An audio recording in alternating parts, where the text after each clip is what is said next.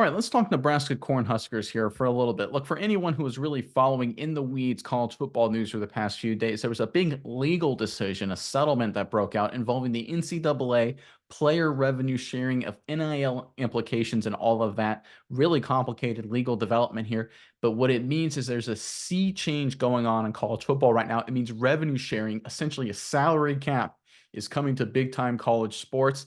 Let's get into this article and then we'll talk about why Nebraska outsmarted everyone with their approach in anticipation of this. Let's pull up this report. It's courtesy of 24/7 Sports. When it comes to the settlement of House versus the NCAA, there is a lot of legal language to sift through to fully understand the scope of a complicated settlement process, which will mean billions in back pay to former college athletes. But here's the overarching through line that will alter college football's future forever. Revenue sharing is here. That's it. That's the rub. Players will no longer be paid in McDonald's bags or through wink, wink, name, image, and likeness deals. Soon, perhaps in the fall of 2025, schools will directly pay their student athletes with a pool of money that's expected to be around $20 million per year. We're talking contracts. We're talking locking people up. So what does that mean to the transfer portal? According to the report, it likely becomes less important. Currently, the portal is a critical piece of roster construction. Most Power Four schools are signing 10-plus players every cycle in an effort to improve their roster and plug holes. That could change under this new system. I think it certainly will, because you can sign a player to a 2-year deal to where they can't transfer until the end of the 2-year deal. So transfer portal just gets a lot less important.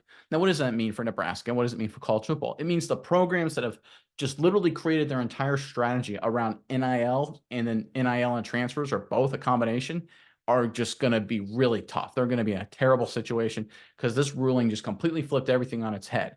What that means is that programs like Nebraska, who have been very vocal and very direct, saying we are focused on recruiting and attracting and developing players, the concept of long-term contracts aligns perfectly with what Matt Rhule and the Cornhuskers are doing. Again, I think Nebraska, either they were lucky or a little bit of lucky and good, and they anticipated this ruling was going to come through, but they outsmarted pretty much everyone with how they set their program up for this new paradigm of college football.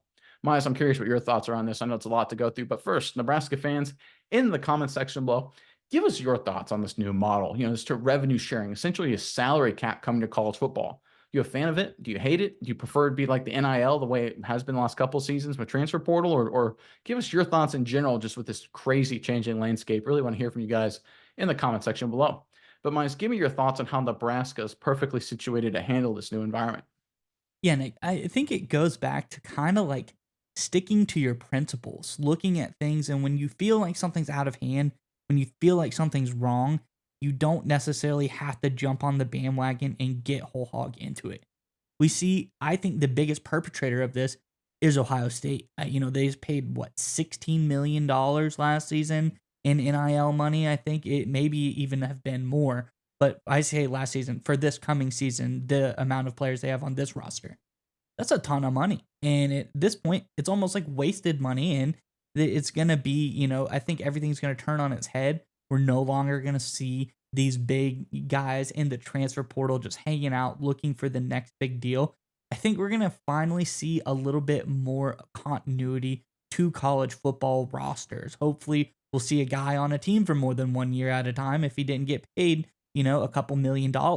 And I think that's where teams like Nebraska win. In Nebraska, I think they're at the top of the chart because other teams have done this. Other teams like LSU really, they have a big NIL budget, but they've kind of stood on their laurels.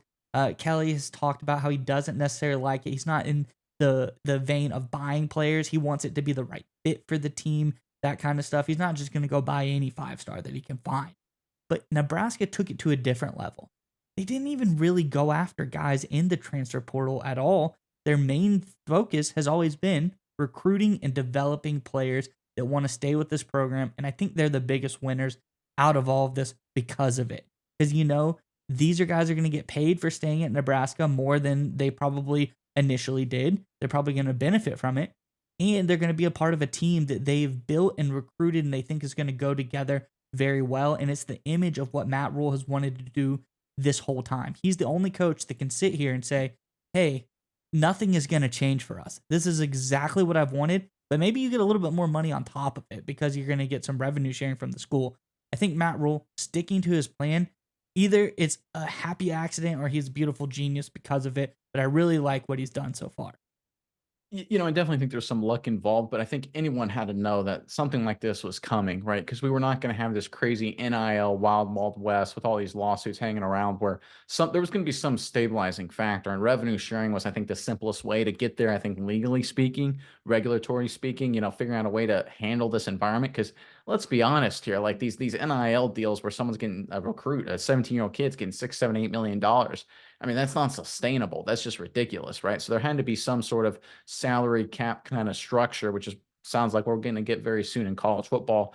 And again, that's where Nebraska is perfectly suited. Because you talk about the transfer portal, I think this is hilarious. If you look at the 2024 transfer portal rankings, Nebraska is 63rd in the country, right above Marshall, love the Thundering Herd, and right behind East Carolina University, the Pirates. So again, you're talking about two huge historical blue bloods powerhouses, Marshall and Eastern Carolina, that are right there with Nebraska in the transfer portal rankings.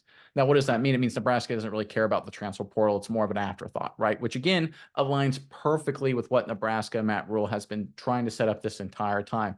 And by the way, this is where you're going to get some great feedback. Because imagine if you're a freshman that came in under Matt Rhule or one of these recruits, and you come in and say, listen, we're not all in on the NIL, we're all in on player development. And I guarantee you that recruit, he's heard from competing schools, well, now you won't make any money, you won't make as much money, blah, blah, blah, blah, blah.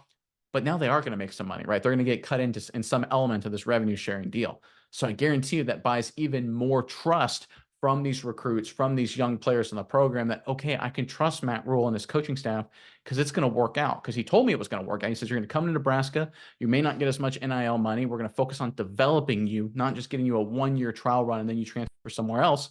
We're going to focus on developing you, and trust me, it's going to work out. Now this recruit's like, okay, I'm going to trust you. And lo and behold, before long, they're going to get a little bit of this revenue sharing deal on top of doing the developmental process and becoming a better football player. So I think Matt Rhule and this whole Nebraska program, they have done a phenomenal job setting themselves up in this new era of college football for long-term sustained success.